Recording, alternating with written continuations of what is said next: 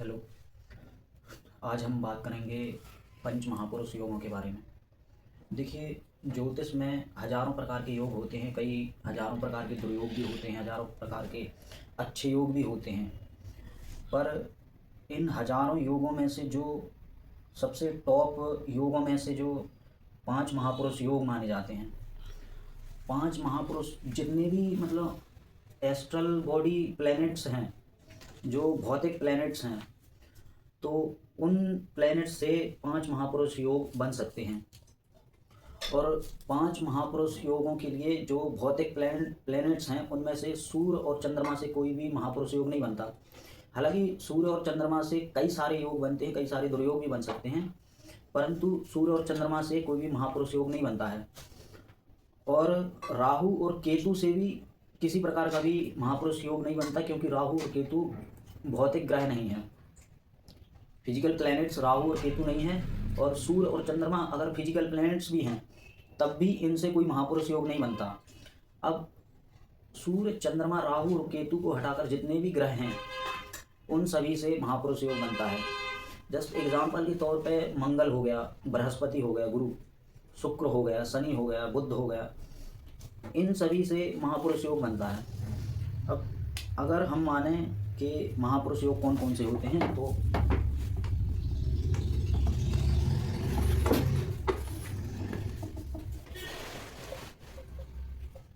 मंगल से बनता है रोचक,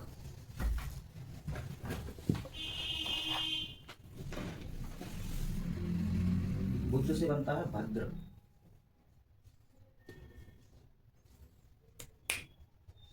शनि से बनता है सस,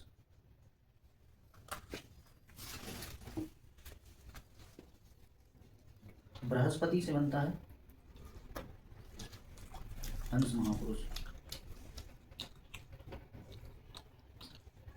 नहीं हो गए, चार हो गए, मंगल, बुध, शनि, बृहस्पति। अब बचा शुक्र। शुक्र से बनता है, शुक्र से, ठीक है, अभी बाद में हम इसको कंसीडर कर लेंगे। शुक्र से मालव्य,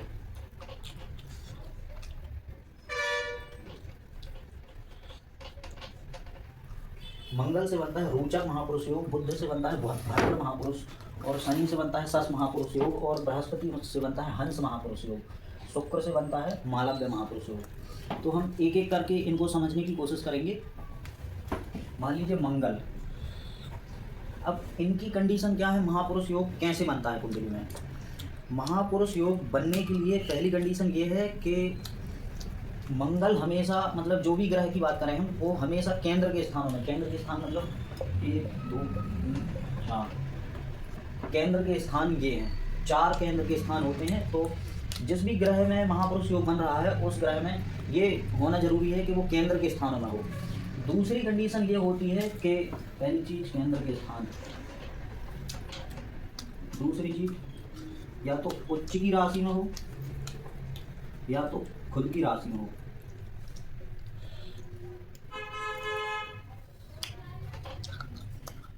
जब ये दोनों कंडीशनें होंगी, अभी और आगे चल के और डिस्कस करेंगे कि और कौन कौन सी कंडीशन हो सकती हैं, पर मेनली ये दो कंडीशन होना जरूरी है। पहला केंद्र के स्थानों में होना चाहिए, दूसरा खुद की राशि में या अपने से उच्च की राशि में या तो मूल त्रिकोण की राशि में होना जरूरी है।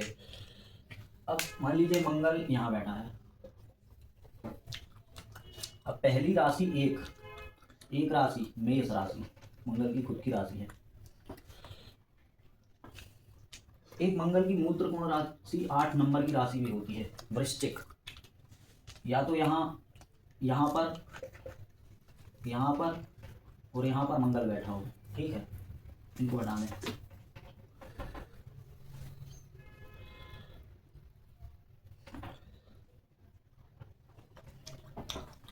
इन 4 घरों में मंगल अगर किसी की भी कुंडली में है और वो खुद की राशि में बैठा है, या तो अपने से मूल त्रिकोण की राशि में, यहाँ मेष राशि भी हो सकती है, यहाँ 8 नंबर भी, यहाँ पर 1 नंबर भी लिखा हो सकता है, 8 नंबर भी लिखा हो सकता है, यहाँ पर भी 1 और 8, 1 और 8, ये मंगल की खुद की राशि है। अब दूसरी कंडीशन क्या थी कि खुद की राशि हो या उच्च की राशि हो। हर हर प्लैनेट्स की खुद की राशि भी होती है और हर प्लैनेट्स की एक उच्च राशि भी होती है जिसमें वो बहुत ज़्यादा बलवान होता है। तो मंगल की उच्च की राशि क्या है? मकर राशि है, 10 नंबर की राशि। या तो यहाँ 10 नंबर भी लिखा होना चाहिए, यहाँ पर भी 10 नंबर और यहाँ पर भी 10 नंबर और यहाँ पर भी 10 नंबर। मतलब खुद की राशि हो या खुद की मूल त्रिकोण राशि हो या उस ग्रह की उच्च राशि भी हो, तब भी महापुरुष योग बन सकता है। अब इसमें एक कंडीशन और होना जरूरी है कि मतलब कई सारे लोगों की कुंडली में होता तो है महापुरुष योग, लेकिन उसमें महापुरुष के लक्षण नहीं होते। अब बेसिकली महापुरुष योग का मतलब ये होता है, महापुरुष मतलब आम इंसान की तुलना में कुछ हटके लक्षण पाए जाते हैं, जिसमें जिस व्यक्ति की कुंडली में महापुरुष योग होते हैं उस व्यक्ति के भीतर आम इंसानों की तुलना से कहीं अधिक दूसरे लक्षण या अच्छे लक्षण पाए जाते हैं। अब मंगल क्या है? मंगल पराक्रम है, ऊर्जा है, ताकत है। मंगल एक सैन्य बल भी है और मंगल एक साहस भी है।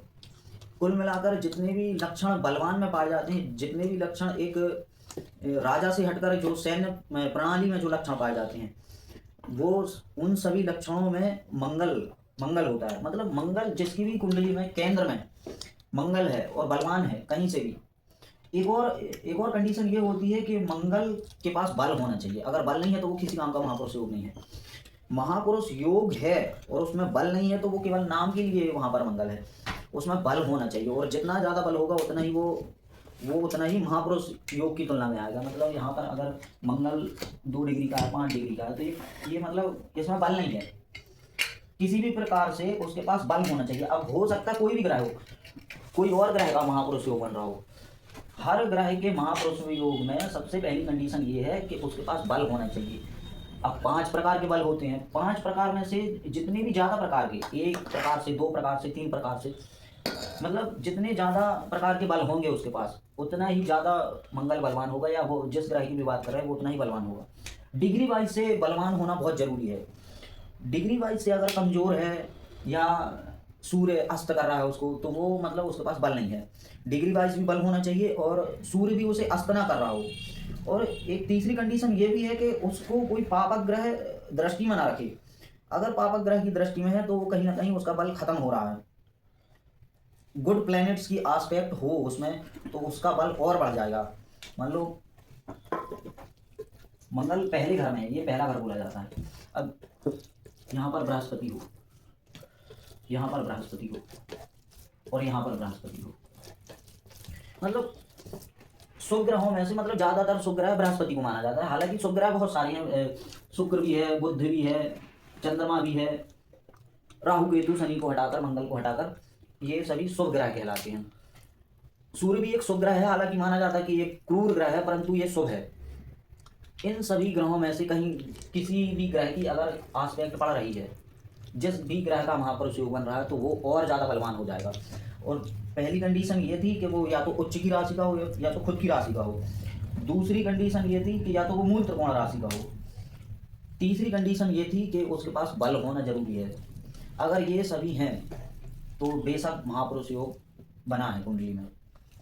और महापुरुष योग अगर बन रहा है कुंडली में तो ये आदमी आम आदमी नहीं है, इसके पास महापुरुष लोगों के लक्षण पाए जाएंगे। और जिस भी ग्रह का महापुरुष योग बन रहा है उस ग्रह के ज़्यादातर लक्षण पाए जाएंगे। तो अगली वीडियो में हम डिस्कस करेंगे भद्र महापुरुष योग की, और ऐसे ही हमारी सीरीज चलती जाएगी। 5 महापुरुष योग की हम अगली वीडियो में बात करते जाएंगे। Thank you.